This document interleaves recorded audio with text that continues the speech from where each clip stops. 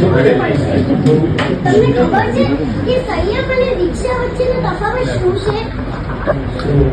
દીક્ષા એટલે સાહેબ જે ઉભો અર્પણ કરે ત્યારે દીક્ષા મળી કહેવાય, પણ જો તમે અંતર્મનથી સંસારની મોહમાયા છોડી દો છો ત્યારથી સંયમ જીવન ચાલુ થાય છે.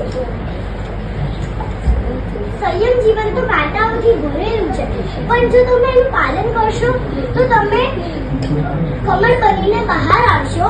તમે જે ધારો છો તે કરીને બી બતાવશો, તે સંયમ. What you decide is not સંયમ, what you plan is not સંયમ, but even it a સંયમ. પરમાત્મા તરફથી જરૂરી એટલે સંયમ.